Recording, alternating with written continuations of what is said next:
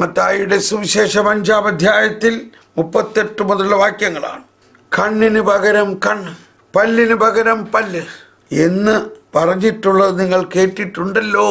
എന്നാൽ ഞാൻ നിങ്ങളോട് പറയുന്നു, ദുഷ്ടനെ എതിർക്കരുത്. വലതുകരണത്ത് അടിക്കുന്നവന് മറ്റേ കരണം കാണിച്ചു കൊടുക്കുക. നിന്നോട് വ്യവഹരിച്ച് നിന്റെ ഉടുപ്പ് കരസ്ഥമാക്കാൻ ഉദ്യമിക്കുന്നവന് മേലങ്കി കൂടി കൊടുക്കുക. 1 മൈൽ ദൂരം പോകാൻ നിന്നെ നിർബന്ധിക്കുന്നവനോട് കൂടെ 2 മൈൽ ദൂരം പോവുക. ചോദിക്കുന്നവന് കൊടുക്കുക. വായ്പ വാങ്ങാൻ ഇച്ഛിക്കുന്നവനിൽ നിന്നും ഒഴിഞ്ഞു മാറാതിരിക്കുക. നമ്മുടെ കർത്താവായ ഈശോ മിശിഹായുടെ പരിശുദ്ധ സുവിശേഷം. ഈശോ മിശിഹായ്ക്ക് സ്തുതി. നമ്മൾ ഇന്നലെ അവസാനം കേട്ടതൊന്നുകൂടി എടുക്കുകയാണ്. എന്തോ ഒരു വിസ്മയമായ കാര്യമാണ് നമ്മളെ പഠിപ്പിച്ചുകൊണ്ടിരിക്കുന്നത്. വിശുദ്ധ ജെറോം പിതാവ് പറഞ്ഞതാണ്, നിഗൂഢാത്മകമായി വ്യാഖ്യാനിച്ചാൽ. അതാണ് നമ്മളെ പഠിച്ചുകൊണ്ടിരിക്കുന്നത്. സുവിശേഷത്തിന്റെ നിഗൂഢാത്മകമായ വ്യാഖ്യാനമാണ്. പത്രോസ് ശ്ലീഹായുടെ ലേഖനത്തിൽ നിന്ന് പഠിച്ചല്ലോ, പുല്ല് പോലെ മറ്റുള്ളതെല്ലാം പോകും, എന്നാൽ അങ്ങയുടെ വചനം മാത്രം നിലനിൽക്കും. അങ്ങയുടെ വചനം എന്താണ്? സുവിശേഷം. സുവിശേഷം മാത്രം നിലനിൽക്കും. എവിടെയാണത്? എൻ്റെ ഈ വചനങ്ങളിൽ. എന്നാൽ കർത്താവിൻ്റെ വചനം നിത്യം നിലനിൽക്കുന്നു. അതാണ്. എന്നാൽ കർത്താവിൻ്റെ വചനം നിത്യം നിലനിൽക്കുന്നു. എന്താണത്? ആ വചനം തന്നെയാണ് നിങ്ങളോട് പ്രസംഗിക്കപ്പെട്ട പഴയ നിയമം. അല്ലേ? പഴയ നിയമമാണോ അതോ സുവിശേഷമാണോ? അതാണ് സുവിശേഷം. സുവിശേഷം POCയിൽ നിന്ന് സുവിശേഷം മാത്രമായിട്ട് പ്രസിദ്ധീകരിക്കുന്നുണ്ട്. അത് നമ്മുടെ കയ്യിൽ ഒരെണ്ണുണ്ടായിരിക്കണം, നല്ലതാണ്. അല്ലെങ്കിൽ ബൈബിള് വെട്ടി തുറന്ന്, നമ്മളെല്ലാം വായിക്കണത് ബൈബിള് വെട്ടി തുറന്ന് നോക്കും, എന്ത് കിട്ടും?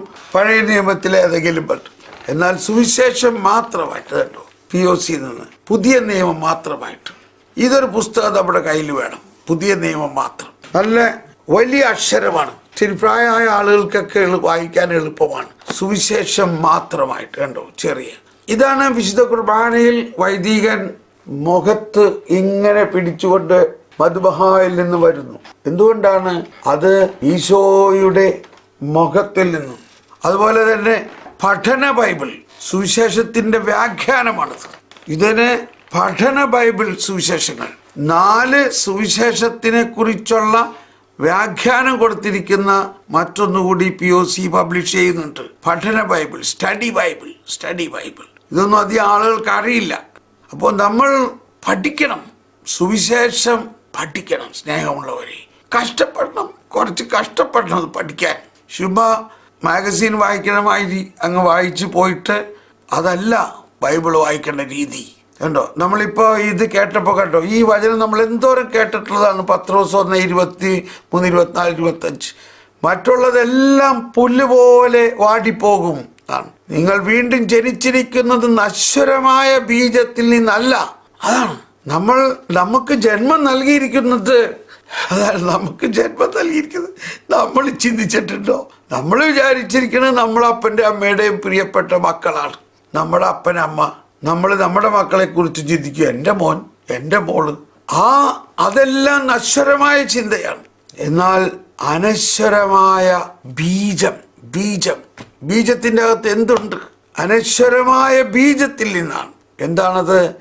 സജീവവും സനാതനവുമായ ദൈവവചനം. എന്തോ ഒരു മനോഹരമാണത്. എന്താണ് ആ വചനം? അത് ഈ പഴയ നിയമവും അല്ല, സജീവവും സനാതനവുമായ ദൈവവചനം. അത് സുവിശേഷമാണ്. എന്നാൽ കർത്താവിൻ്റെ വചനം നിത്യം നിലനിൽക്കുന്നു. അത് വീണു പോകില്ല, അത് പരാജയപ്പെടില്ല. റോമർ 9:6. കർത്താവിൻ്റെ വചനം പരാജയപ്പെടില്ല. ഒരിക്കലും പരാജയപ്പെടാത്ത ആ വചനം തന്നെയാണ് നിങ്ങളോട് പ്രസംഗിക്കപ്പെട്ട ഈ 4 സുവിശേഷങ്ങൾ. മത്തായി, മർക്കോസ്, ലൂക്ക, യോഹന്നാൻ. ആ സുവിശേഷം. ഇത് പറയാൻ കാരണമുണ്ടായത് ഒറ്റ വാക്കാണ്. വിശുദ്ധ ജെറോം പിതാവ് പറയാണ്, നിഗൂഢാത്മകമായി വ്യാഖ്യാനിച്ചാൽ. ഭയങ്കര പ്രിയപ്പെട്ട ഈ 4 പിതാക്കന്മാരെ, ജെറോം പിതാവ്, ജോൺ ക്രിസോസ്റ്റം പിതാവ്, അഗസ്തീനോസ് പിതാവ്, അംബ്രോസ് പിതാവ്, ഈ 4 പേരെ മതി. എന്തോ ഒരു വലിയ 4 സ്തംഭങ്ങളാണ്. 4 സുവിശേഷം പോലെ തന്നെ, ഇല്ലേ? അവരങ്ങ് അതിനകത്തങ്ങ് മുങ്ങിക്കിടക്കുകയാണ് അവർ. അതുപോലെ നമ്മൾ ഈ സുവിശേഷത്തിൻ്റെ അകത്ത് മുങ്ങണം. അതിൻ്റെ ഓരോ ചെറിയ വാക്കിൻ്റെയും ആഴത്തിൽ മുങ്ങണം. അത് കർത്താവ് ചെയ്തുകൊണ്ടിരിക്കുകയാണ്. അതിപ്പോൾ പ്രവചനങ്ങളിലൂടെ നിങ്ങളിൽ ആ വിസ്മയനീയത തുറന്നിരിക്കുകയാണ് കണ്ടോ. നിഗൂഢാത്മകമായി വ്യാഖ്യാനിച്ചാൽ, അപ്പൊ നമ്മൾ വല്ലതും വ്യാഖ്യാനിക്കുന്ന പോലുമില്ല. നമ്മൾ സുവിശേഷം വായിക്കണം. നമ്മൾ എന്തെങ്കിലും ചിന്തിച്ചിട്ടുണ്ടോ ഇതിൽ പറഞ്ഞിരിക്കുന്നത്? വലത്തെ ചേട്ടത്ത് അടിക്കപ്പെട്ടാൽ ഇടത്തെ ചേട് കാണിക്കുക എന്നല്ല പറഞ്ഞേക്കണത്. മറ്റേ ചേട്ട് കണ്ടോ, അതിൻ്റെ ആ ഒരു കൊച്ചു വാക്കിലാണ് പിടിച്ചേക്കണത്. മറ്റേ ചെകിട്ട് എന്നാ പറഞ്ഞേക്കണേ. വലതേ ചെകിടത്ത് അടിക്കുന്നവന് ഇടത്തേത് കാണിക്കാനല്ല പറഞ്ഞേക്കണത്, മറ്റേ ചെകിട്ട്. അപ്പോ സുവിശേഷ വ്യാഖ്യാനത്തിന്റെ ഭയങ്കര ആനന്ദം കിട്ടണത് അതിൽ അടങ്ങിയിരിക്കുന്ന നിഗൂഢാത്മകതയിലേക്ക് പോകുമ്പോഴാണ്. നിഗൂഢാത്മകതയിലേക്ക് പോകാൻ തയ്യാറാണോ? ഒരു വചനം വായിച്ചിട്ട് ഓടിപ്പോകരുത്. അതിൻ്റെ അകത്ത് സാധാരണ ചിന്തിക്കുന്നതിൽ നിന്നും വിപരീതമായ എന്തെങ്കിലും ഉണ്ടോ? സാധാരണ ചിന്തിക്കുന്നതിനേക്കാൾ ആഴമായി ചിന്തിക്കാൻ ഈശോയെ. അപ്പോൾ നമ്മൾ ആ വചനം വായിച്ചിട്ട് നമ്മൾ ഒരുപാട് വചന പ്രഘോഷകരിൽ നിന്ന് കേട്ടിട്ടുണ്ടാവും. അതിൻ്റെ അപ്പുറത്ത് എന്തെങ്കിലും ഉണ്ടോ എന്ന് ചിന്തിക്കണം. നമ്മൾ സാധാരണ ചിന്തിക്കുന്നത് എല്ലാം നമ്മുടെ മനസ്സിലുണ്ട്. നമുക്കറിയാം, നമ്മൾ കേട്ടിട്ടുള്ള വചന പ്രഘോഷകരിൽ നിന്നെല്ലാം നമ്മൾ അവരെ കുറ്റം പറയല്ല. അതാണ് ജ്ഞാനം. ബഹുമുഖജ്ഞാനമാണ്. ബഹുമുഖം എന്ന് പറഞ്ഞാൽ ഒരേ വചനത്തിന് തന്നെ ബഹുമുഖമുണ്ട്. ഞാൻ പല പ്രാവശ്യം പറയുന്നതാണ്. അതും ബഹുമുഖമായിട്ട് തന്നെ നിങ്ങൾ മനസ്സിലാക്കണം.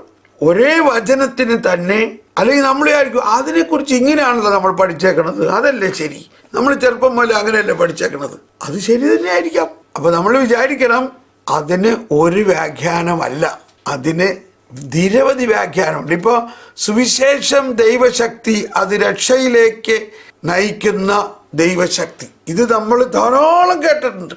പക്ഷെ അതിൻ്റെ അടുത്ത വചനം ആരും പറയുന്നത് കേട്ടിട്ടുണ്ടോ? അതിൻ്റെ അടുത്ത വചനം ആ 16 പറഞ്ഞു. റോമർ 1:16 പറഞ്ഞു. 17 എന്താ പറയണത്? അതിൽ വിശ്വാസത്തിൽ നിന്ന് വിശ്വാസത്തിലേക്ക് നയിക്കുന്ന ദൈവത്തിൻ്റെ നീതി വെളിപ്പെട്ടിരിക്കുന്നു. കണ്ടോ? അപ്പോൾ പടിപടിയായിട്ട് ഉയർച്ച കണ്ടോ. സുവിശേഷം ദൈവശക്തി, അത് രക്ഷയിലേക്ക് നയിക്കും ദൈവശക്തി.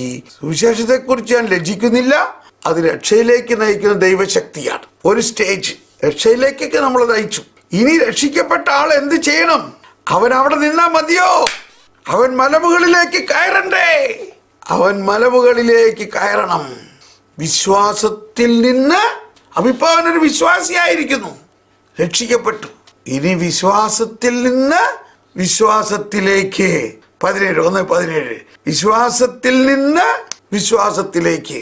ഇപ്പൊ റോമർ 1:16-17 പറയണ മാതിരി യോഹന്നാൻ 1:16-17 എന്താ പറയണത്? നിയമം മോശ വഴി വന്നു, എന്നാൽ കൃപയും സത്യവുമാകട്ടെ യേശു വഴി വന്നു. അതിൽ കൃപയ്ക്കുമേൽ കൃപ സ്വീകരിക്കുന്നു. അതല്ലേ കൃപയ്ക്കുമേൽ കൃപ, കൃപയ്ക്കുമേൽ കൃപ, കൃപയ്ക്കുമേൽ കൃപ.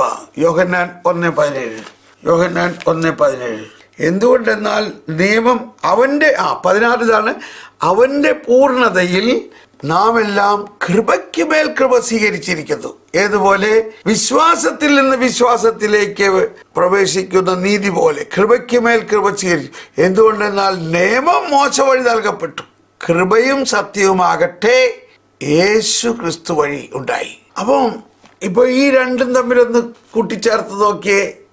നിയമം മോശ വഴി നൽകപ്പെട്ടു, എന്നാൽ കൃപയും സത്യവുമാകട്ടെ യേശു വഴി നൽകപ്പെട്ടു. സുവിശേഷം അപ്പോൾ എന്താണ്? യേശു വഴി നൽകപ്പെട്ടതാണ് സുവിശേഷം. അവന്റെ പൂർണ്ണതയിൽ നാം എല്ലാം കൃപയ്ക്കുമേൽ കൃപ സ്വീകരിച്ചിരിക്കുന്നു. വിശ്വാസത്തിൽ നിന്ന് വിശ്വാസത്തിലേക്ക്, വിശ്വാസത്തിൽ നിന്ന് വിശ്വാസത്തിലേക്ക് നയിക്കുന്ന റോമർ 1:17 ദൈവത്തിന്റെ നീതി വെളിപ്പെട്ടിരിക്കുന്നു.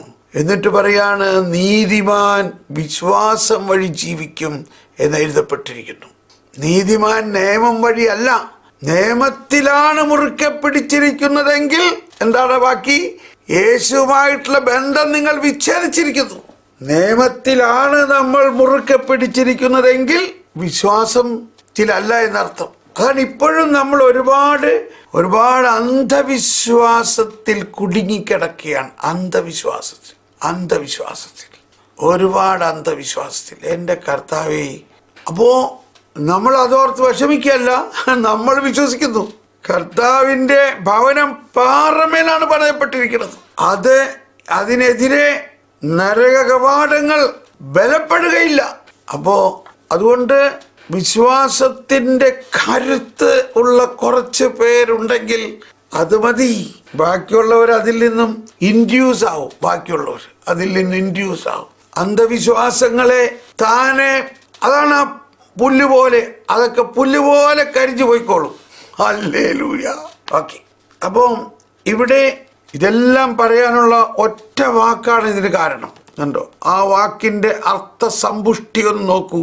നിഗൂഢാത്മകമായി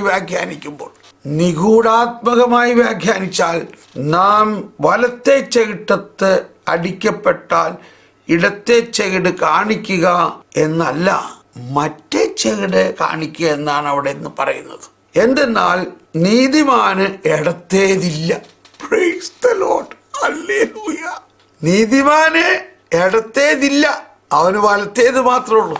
കണ്ടോ, ഇപ്പൊ നമ്മള് യേശുക്രിസ്തുവിൽ വിശ്വസിക്കുന്നവരാണെങ്കിൽ, പരിശുദ്ധാത്മാവിലൂടെ ജീവിക്കുന്നവരാണെങ്കിൽ, അവൻ വിശ്വാസത്തിൽ നിന്ന് വിശ്വാസത്തിലേക്ക് കടന്നു. അവനിൽ ദൈവനീതി പ്രവർത്തിക്കുന്നു. കുരിശ് വരച്ച് വിശുദ്ധ കുരിശിന്റെ അടയാളത്താലെ ശത്രുക്കളിൽ ഞങ്ങൾ രക്ഷിക്കണേ ഞങ്ങളുടെ തമ്പുരാനെ. പിതാവിന്റെയും പുത്രന്റെയും, കണ്ടോ, പിതാവും പുത്രനും പരിശുദ്ധാത്മാവിന്റെ നാമത്തിൽ. കണ്ടോ, ഇതടത്തേത് പരിശുദ്ധാത്മാവും കൂടെ വന്നു കഴിഞ്ഞപ്പോൾ നമ്മൾ നീതിമാനായി. അപ്പൊ എന്ത് സംഭവിച്ചു? നമ്മള് നീതിമാൻ ഇടത്തേതിൽ നിന്നും വലത്തേതിലേക്ക് മാറി. അതാണ് നീതിമാൻ ഇടത്തേതിൽ നിന്ന് വലത്തേതിലേക്ക് മാറി. നമ്മളിപ്പോ എവിടെയാ? നമ്മൾ കർത്താവിന്റെ വലതുവശത്താണ്. അപ്പൊ നീതിമാന് ഇടത്തേതില്ല എന്ന് പറയുന്നതിന്റെ അർത്ഥം, യേശുക്രിസ്തുവിൽ വിശ്വസിച്ച് ജ്ഞാനസ്നാനം സ്വീകരിച്ച് സ്ഥൈര്യലേപനം സ്വീകരിച്ച് വിശുദ്ധ കുർബാന സ്വീകരിക്കുന്നവനിൽ ക്രിസ്തു ജീവിക്കുന്നു. ക്രിസ്തുവാണ് ഞാൻ അവനെ നോക്കുന്നത്. അവനെ തൊട്ട് പോകാൻ ക്രിസ്തു സമ്മതിക്കോ? എന്റെ ആടുകളിൽ ഒന്നിനെങ്കിലും പിടിച്ചു കൊണ്ടുപോകാൻ സമ്മതിക്കോ? പറയും. പിന്നെ നമ്മളുടെ മുൻകൈ എടുക്കലല്ല, ക്രിസ്തു നമ്മളിൽ മുൻകൈ എടുക്കുന്നു. ക്രിസ്തു നമ്മളിൽ ജീവിക്കുന്നു. ക്രിസ്തുവിന്റെ പരിശുദ്ധാത്മാവ് നമ്മളിൽ ജീവിക്കുന്നു. ഇതാണ് നീതിമാൻ വിശ്വാസം വഴി ജീവിക്കൂ എന്ന് പറയുന്നതിന്റെ അർത്ഥം. നീതിമാൻ നിയമം വഴി ജീവിക്കൂ എന്ന് പറഞ്ഞാൽ അവന്റെ സ്വന്തം ശക്തി കൊണ്ട് ആ നിയമം പാലിച്ച് 10 നിയമത്തെ 600 നിയമങ്ങളാക്കി അതോരോന്നും ഞാൻ അനുഷ്ഠിക്കുകയാണെങ്കിൽ എനിക്ക് എന്തെങ്കിലും കിട്ടിയേക്കാം. അതാണ് ക്രിസ്തീയ പ്രാർത്ഥനയും മറ്റു മതങ്ങളുടെ പ്രാർത്ഥനയും തമ്മിലുള്ള വ്യത്യാസം. ഇപ്പോ നമ്മൾ മറ്റു മതങ്ങളെ കുറ്റം പറയല്ല. അവര് പോകുന്നു, മല കയറുന്നു, പല കാര്യങ്ങളും ചെയ്യുന്നു. കിട്ടിയാ കിട്ടി. എന്നാൽ നമുക്ക് അങ്ങനെയല്ല. നമ്മൾ ഇതെല്ലാം പ്രാർത്ഥിക്കുന്നത് കിട്ടിക്കഴിഞ്ഞിട്ടാണ്. നമ്മളിൽ ദൈവം ഇപ്പൊ ഞാൻ ഒരു കാര്യം ഓർക്കുകയാണ്. ഞാൻ ഒരു സിസ്റ്റേഴ്സിനെ ധ്യാനിപ്പിക്കുകയായിരുന്നു. മദർ തെരേസയുടെ സിസ്റ്റേഴ്സിനെ ധ്യാനിപ്പിക്കുകയായിരുന്നു. അപ്പം എനിക്ക് ഭക്ഷണമൊക്കെ തരുന്നാനായിട്ട് ഒരു സിസ്റ്ററിനെ ഏൽപ്പിച്ചിട്ടുണ്ട്. ആ സിസ്റ്റർ അപ്പൊ ഭക്ഷണമൊക്കെ ആയിട്ട് വന്നിട്ട് കുറച്ചു നേരം സംസാരിക്കും. അപ്പൊ ഇങ്ങനെ പറയാണ്, ബ്രദറെ, ഇന്നലെ ഞാൻ മാർക്കറ്റിൽ പോയപ്പോ ഞാൻ ആരെങ്കിലും കാണുമ്പോൾ ഉടനെ ഈശോയെ കുറിച്ച് പറയും. അപ്പോ ഈശോയെ കുറിച്ച് പറയാൻ എനിക്ക് തോന്നി ഒരു സ്ത്രീയോട്. അപ്പൊ അവള് പറയാണ്, നിങ്ങൾ ഈ പറയണമായിരുന്നില്ല, എല്ലാ മതങ്ങളും ദൈവത്തിലേക്ക് തന്നെയാ പോണത്. നിങ്ങളുടെ ദൈവം മാത്രമല്ല, ഏതെങ്കിലും മതത്തിൽ വിശ്വസിച്ചാൽ മതി, ദൈവം ഒന്നേ ഉള്ളൂ, എല്ലാ മതങ്ങളും ദൈവത്തിലേക്ക് തന്നെയാണ്. അപ്പോ ഈ സിസ്റ്റർ പറയാണ്, ഞാൻ പറഞ്ഞു ഞങ്ങളുടെ ദൈവം അങ്ങോട്ട് ഞങ്ങളുടെ ദൈവത്തിലേക്ക് അങ്ങോട്ട് പോകേണ്ട ആവശ്യമില്ല, ഞങ്ങളുടെ ദൈവം ഇങ്ങോട്ട് വരികയാണ് ചെയ്തത്. അപ്പൊ ആ കേട്ടിരുന്ന സ്ത്രീ പെട്ടെന്നൊരു ഷോക്ക് അടിച്ചു. എല്ലാ മതങ്ങളിലും ദൈവം നമ്മളെ അങ്ങോട്ട് കൊണ്ടുപോകും. ദൈവം അങ്ങോട്ടല്ലേ, ദൈവത്തിലേക്ക് നമ്മളെ കൊണ്ടുപോകും. എല്ലാ മതങ്ങളും ദൈവത്തിലേക്ക് നമ്മളെ കൊണ്ടുപോകും. അപ്പോൾ ഈ സിസ്റ്റർ പറഞ്ഞു, ഞങ്ങളുടെ മതം അങ്ങനെയല്ല, ഞങ്ങളുടെ മതത്തിൽ ദൈവം ഇങ്ങോട്ട് വരികയായിരുന്നു. അതാണ് ഞാൻ നിങ്ങളോട് പറയാനുള്ളത്. എല്ലാ മതം പോലെ അല്ല ഇത്. ഇവിടെ ദൈവം ഇങ്ങോട്ട് വരിക ചെയ്തത്. ദൈവം നിന്നെ തേടി വരിക ചെയ്തത്. ദൈവം നിന്റെ അകത്ത് തന്നെയുണ്ട്. അതിനാകെ അങ്ങ് അത്ഭുതപ്പെട്ടു പോയി. ദൈവം ഇങ്ങോട്ട് വന്നു. എല്ലാവരും ദൈവത്തിന്റെ അടുത്തേക്കല്ലേ പോണത്. അതല്ല ഞങ്ങളുടെ ദൈവം. കണ്ടോ, ഒരു കംപ്ലീറ്റ് അവർ ചിന്തിച്ചത് മുഴുവനിൽ നിന്നും വളരെ വ്യത്യസ്തമായ ഒരാശയം. ഇവിടെ വിശുദ്ധ ജെറോം പറഞ്ഞിരിക്കുന്നത് എന്താണ്? ഒരു പാഷാണ്ടി തർക്കത്തിൽ നമ്മെ അടിക്കുകയും, അതായത് ഒരു പാഷാണ്ടി, അതായത് ഒരു അന്ധവിശ്വാസം നമ്മുടെ വിശ്വാസത്തിന് വിപരീതമായ ഒരു വിശ്വാസം നമ്മളോട് പറയുമ്പോൾ മറുവശം കാണിച്ചു കൊടുക്കണം. പാഷാണ്ടി തർക്കത്തിൽ നമ്മെ അടിക്കുകയും വലതുകരത്തിലേതായ സിദ്ധാന്തത്തെ മുറിപ്പെടുത്തുകയും ചെയ്താൽ അവനെ വിശുദ്ധ ലിഖിതത്തിൽ നിന്നുള്ള മറ്റൊരു സാക്ഷ്യം കാണിച്ചു കൊടുക്കുക. ഇപ്പോ ഇത് തന്നെയല്ലേ ഞാൻ ഈ ഉദാഹരണത്തിലൂടെ പറഞ്ഞത്. ഒരാള് നമ്മുടെ വിശ്വാസത്തിനെതിരായിട്ട് നമ്മളെ പറഞ്ഞ് മനസ്സിലാക്കാൻ ശ്രമിപ്പിക്കുമ്പോൾ നമ്മുടെ വിശ്വാസത്തിലെ വലതുവശം എടുത്ത് കാണിച്ചു കൊടുക്കുക. അപ്പോൾ ഉടനെ അവരാകെ അന്തം വിട്ടുപോയി. അപ്പൊ നമ്മുടെ അകത്ത് സ്റ്റോക്ക് ഉണ്ടായിരിക്കണം. നമ്മുടെ വിശ്വാസം പാറമേൽ പണിതപ്പെട്ടതായിരിക്കണം. നമ്മുടെ വിശ്വാസത്തിൽ കഴമ്പുണ്ടായിരിക്കണം. നമ്മുടെ വിശ്വാസത്തിന് ഡെപ്ത് ഉണ്ടായിരിക്കണം. ഉണ്ടെങ്കിലല്ലേ നമുക്കിത് ചെയ്യാൻ പറ്റുള്ളൂ. ഈ മറുവശം കാണിച്ചു കൊടുക്കുക. ഇനി വിശുദ്ധ അഗസ്തീനോസ്, മുഴുവനായി പകരം നൽകാവുന്ന മറ്റുള്ള ദ്രോഹങ്ങൾ 2 തരത്തിലുണ്ട്. ഒന്നിന് പണസംബന്ധം, മറ്റേത് ജോലി സംബന്ധം. വലതുവശവും ഇടതുവശവും കഴിഞ്ഞിട്ട് അടുത്ത വചനത്തിലേക്ക് പ്രവേശിക്കുമ്പോൾ, നിന്നോട് വ്യവഹരിച്ച് നിന്റെ ഉടുപ്പ് കരസ്ഥമാക്കാൻ ഉദ്യമിക്കുന്നവന് മേലങ്കി കൂടി കൊടുക്കുക. പ്രതികാരമല്ലാതെ പകരം നൽകാൻ അംഗീകരിക്കാത്ത ദുഷ്ടരുടെ ദ്രോഹങ്ങളെ തടയാൻ ഇതുപയോഗിക്കുന്നു. ഈ ഉപമയിൽ ഉടുപ്പ് എന്നതിന് പകരം നൽകൽ അംഗീകരിക്കുന്ന ദ്രോഹത്തെ സൂചിപ്പിക്കുന്നു. ഒരാൾ നമ്മളെ ദ്രോഹിച്ചെങ്കിൽ അതിനെതിരെ നമ്മൾ ദ്രോഹിച്ചാലേ സമാധാനമുള്ളൂ. അങ്ങനത്തെ ഒരവസ്ഥ നമ്മുടെ ഈ മനുഷ്യപ്രകൃതിയിലുണ്ട്. അതിനെ നമ്മൾ നിർവീര്യമാക്കണം. അതെല്ലാം ഉയർത്തെഴുന്നേറ്റ കർത്താവിന്റെ ശക്തിയിലൂടെയാണ് ഇതൊക്കെ നടക്കേണ്ടത്. ക്രിസ്തുവിന് മാത്രമേ നമ്മളിലുള്ള ആ അവസ്ഥയിൽ നിന്ന് നമ്മളെ മോചിപ്പിക്കാൻ പറ്റുള്ളൂ. സ്നേഹമുള്ളവരെ, അതാണ് ഇനിമേൽ ഞാനല്ല, എൻ്റെ സ്വഭാവം പ്രതികരിക്കുക. അവനെ കൊടുക്കണം 2. അവനെ വിട്ടാൽ ശരിയാവില്ല. അതിനെതിരെ ശബ്ദമുയർത്തണം, അതിനെതിരെ സ്വരമുയർത്തണം, അതിനെതിരെ നിങ്ങൾ കുറെ പേര് വീഡിയോകൾ ഉണ്ടാക്കണം. നമ്മളോട് കർത്താവ് സുവിശേഷം പ്രഘോഷിക്കാൻ വന്നിട്ട് നമ്മൾ അത് പറഞ്ഞുകൊണ്ടിരുന്നാൽ ശരിയാവൂ? അതാണ്. അപ്പൊ ഇവിടെ പറയണത് കേട്ടോ, നിന്നോട് വ്യവഹരിച്ച് നിന്റെ ഉടുപ്പ് കരസ്ഥമാക്കാൻ ഉദ്യമിക്കുന്നവനെ മേലം കൂടി കൊടുക്കുക എന്നൊക്കെ പറയണതിന്റെ ആന്തരിക അർത്ഥമാണ്. നിഗൂഢാത്മകമായ അർത്ഥം മനസ്സിലാക്കണം. എന്താണ് നിഗൂഢാത്മകമായ അർത്ഥം? പ്രതികാരമല്ലാതെ പകരം നൽകാൻ അംഗീകരിക്കാത്ത ദുഷ്ടരുടെ ദ്രോഹങ്ങളെ തടയാൻ ഇതുപയോഗിക്കുന്നു. ഈ ഉപമയിൽ ഉടുപ്പ് എന്നത് പകരം നൽകാൻ ആഗ്രഹിക്കുന്ന ദ്രോഹത്തെ സൂചിപ്പിക്കുന്നു. മറ്റുള്ളവരെ ഒന്ന് ദ്രോഹിച്ചാലേ സമാധാനമുള്ളൂ. ദ്രോഹത്തിന് പകരം ദ്രോഹം, അതാണ് കണ്ണിന് പകരം. അങ്ങനെ ദ്രോഹത്തിന് പകരം ദ്രോഹിക്കണം. ആ ആശയത്തിൽ നിന്ന് നമ്മൾ അത് ക്രിസ്തീയമല്ലേ അല്ല. അപ്പോൾ നമ്മളെ ക്രിസ്തുവുമായിട്ടുള്ള ബന്ധം വിച്ഛേദിച്ചു. അങ്ങനെ നമ്മൾ ദ്രോഹത്തിന് പകരം ദ്രോഹം ഡിക്ലെയർ ചെയ്യുകയാണെങ്കിൽ ആ വ്യക്തി ക്രിസ്തുവിനെ അല്ല പ്രഘോഷിക്കുന്നത്. ആ വ്യക്തി ക്രിസ്തുവിൽ നിന്ന് വിട്ടു. അപ്പൊ ഇതൊക്കെ നമ്മളുടെ ജീവിതത്തിൽ വീട്ടിൽ തന്നെ കാണാം. ഇതൊക്കെ നമ്മുടെ വീട്ടിൽ തന്നെ കാണാം. നമ്മുടെ വീട്ടിൽ എന്ന് പറയുമ്പോൾ ഞാൻ നിങ്ങളുടെ വീടിനെ കുറ്റപ്പെടുത്താതല്ല പറയണത്. ഇത് നമ്മളുടെ സ്വഭാവമാണ്. നമ്മളിൽ നിലനിൽക്കുന്ന ഒരു മാനുഷിക അവസ്ഥയാണ്. അതാണ് പത്രോസിനോട് പറഞ്ഞു, നീ മനുഷ്യനാണ് ചിന്തിക്കുന്നത്, നീ മനുഷ്യനെ പോലെ ചിന്തിക്കുന്നു, സാത്താനെ നീ പുറോട്ട് പോ, നിന്റെ ചിന്ത മാനുഷികമാണ്. അപ്പൊ നമ്മൾ പിന്നെ എന്ത് ചിന്തിക്കണം? പറയും, നമ്മൾ എന്ത് ചിന്തിക്കണം? നമ്മൾ ദൈവത്തെ പോലെ ചിന്തിക്കണം. ഇത് പത്രോസിനോട് പറഞ്ഞു വളരെ വലിയ പോയിന്റാണ്. എന്താ പറഞ്ഞത്? സാത്താനെ ദൂരെ പോവുക. എന്ത് സാത്താനിസമാണ് ആളെ കാണിച്ചത്? പത്രോസെ, നീ പാറയാകുന്നു, ഈ പാറമേൽ ഞാൻ എൻ്റെ പള്ളി പണിയും, നീ അനുഗ്രഹീതനാകുന്നു, നിനക്ക് ദൈവമാണ് ഇതൊക്കെ വെളിപ്പെടുത്തി തന്നത്, എൻ്റെ പിതാവ് നിനക്കിപ്പോൾ വെളിപ്പെടുത്തി തന്നു പറഞ്ഞ് അവനെ പുകഴ്ത്തി അവനെ അനുഗ്രഹിച്ച ഒറ്റ നിമിഷം കഴിഞ്ഞപ്പോ കർത്താവ് പറയാണ്, സാത്താനെ നീ പുറകോട്ട് പോവുക, നിന്റെ ചിന്ത മാനുഷികമാണ്. അപ്പോൾ ഇത്രയും വലിയ അവസ്ഥയിലും അവന് മാനുഷികമായി ചിന്തിക്കപ്പെടാനുള്ള അവസ്ഥയുണ്ട്. കാരണം അവൻ പറഞ്ഞത് ദൈവം വെളിപ്പെടുത്തി കൊടുത്തതാ. അവന്റെ മാനുഷിക അവസ്ഥയിൽ ദൈവം അവന് വെളിപ്പെടുത്തി കൊടുത്തു, അവന്റെ സ്വന്തം പറച്ചിലല്ലാതെ.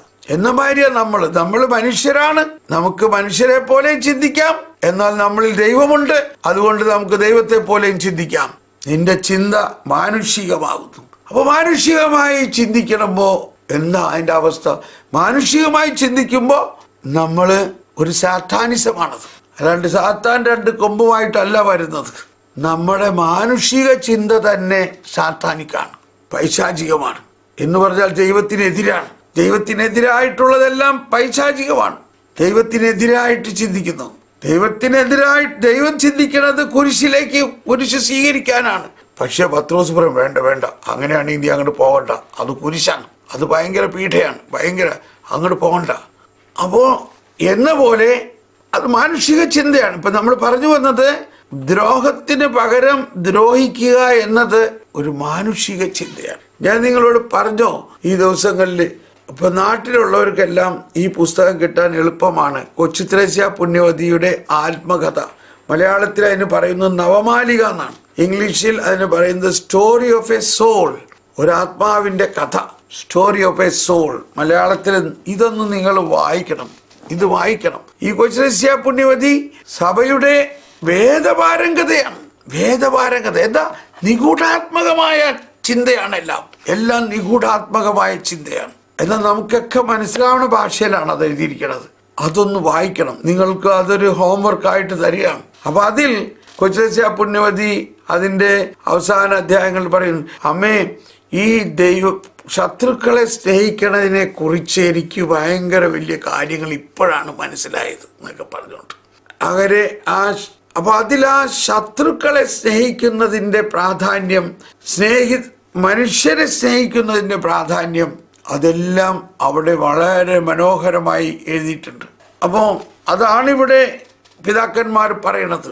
എൻ്റെ അന്തരാർത്ഥം, പിതാക്കന്മാർ പറയണതിൻ്റെ അന്തരാർത്ഥം അതാണ്. പ്രതികാരമല്ലാതെ പകരം നൽകാൻ അംഗീകരിക്കാത്ത ദുഷ്ടരുടെ ദ്രോഹങ്ങളെ തടയാൻ ഇത് ഉപയോഗിക്കുന്നു.